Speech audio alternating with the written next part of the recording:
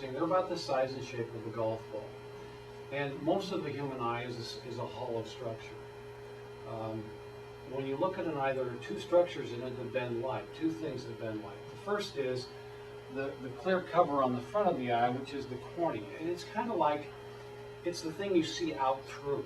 It's the thing that lets light in. And it is clear. And it has unique properties. And I think the best way to compare it is it's like either the lens on your camera that lets light in, or it's like the windshield on your car.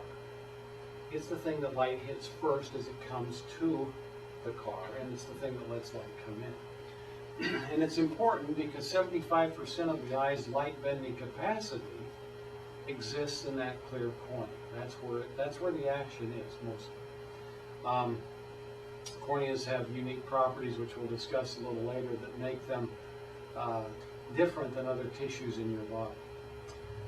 Right inside that clear cornea, there's actually a fluid-filled space where the fluid's being produced and constantly being filtered outside the eye. If the filter breaks down and the pressure in the eye rises, because it will, then your pressure goes up and you get something called glaucoma that can damage your vision. And regularly we see people who have not had their eyes examined, or sometimes unfortunately who come in, and I would say at least once or twice a month we'll find someone who comes in wanting laser vision correction who has glaucoma and doesn't even know it. And the danger with that disease is that you don't know you have a problem unless you get your eyes checked regularly. Oftentimes people will come in and they just fell into the category where in their mid-40s, for the first time in their life, they can't see to read. But they've never had their eyes checked before because they could always see. That's not a good thing to wait till you're in your mid-40s to get your eyes checked for the first time. Because oftentimes we'll find something going on with those folks. So you want to get your eyes checked occasionally, even if you have perfect vision. You want to have that done occasionally. Anyway, right behind that structure there is a flat, planar structure that has a hole in the middle of it, and that hole we call the pupil. That planar structure that has color to it we call the iris. And the iris has a number of things associated with it that make it unique. It has two muscles, one that pulls the pupil down and constricts it under conditions of bright light. Some drugs do the same thing. They make the pupil pinpoint in size. And there's another muscle that pulls the pupil open and dilates it so that it lets more light in. Presumably the function of the dilator muscle is to let more light in when you're in a darkened condition so you can see what's coming from the side to eat you, so that you get out of the way before it gets there. Okay? But it also serves us for night driving and other things like that. And pupil size has something to do with the way people see and how clearly they see. And it's had a lot of press with laser vision correction, some of which is true, some of which is not. But those two muscles control the size of the pupil. Okay?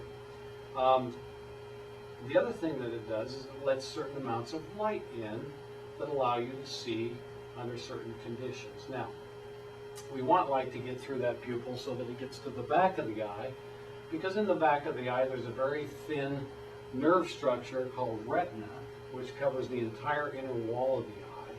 The eye's kind of like a fishbowl. You look inside, and then all around the inside there's this retina, and it has thousands of little nerve fibers within it that pick up light, and they send that light impulse to the brain down a conduit called the optic nerve.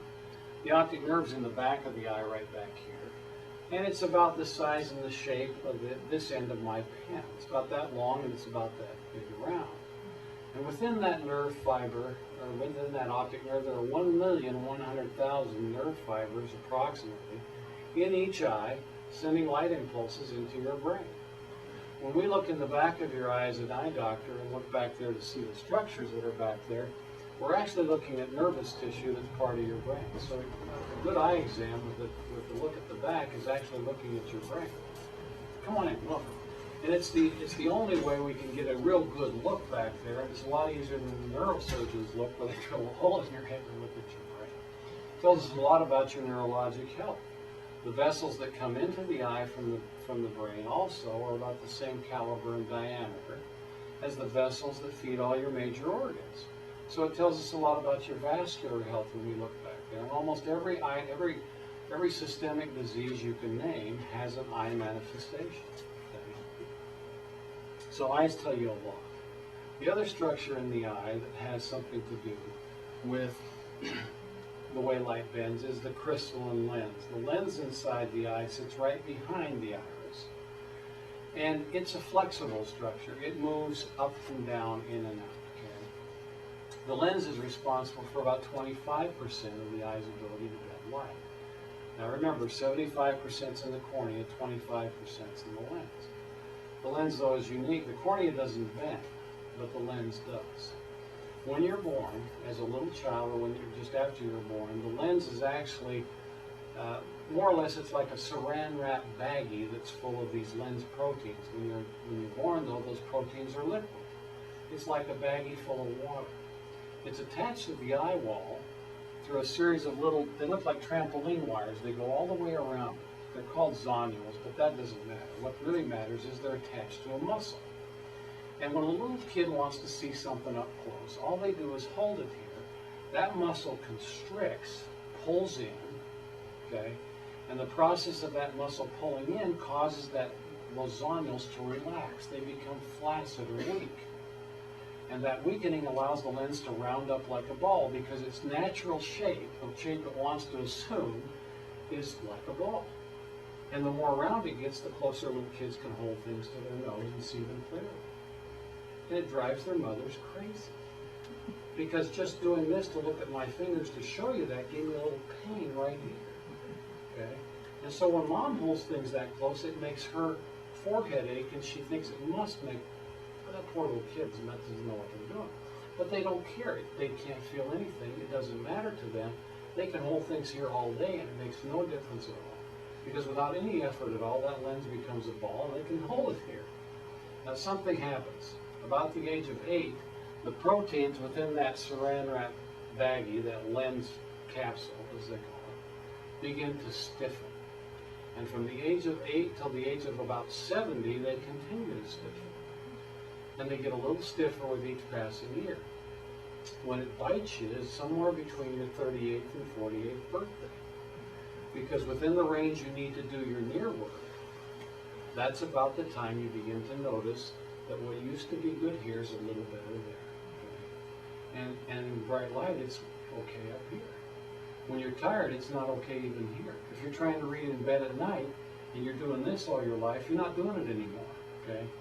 And you're squinting and you're putting in eye drops and you can't do it anymore. And you wake up in the morning and you go to read the stock page and you can't do it, and you go looking for bright light near the window so you can see the stock page close.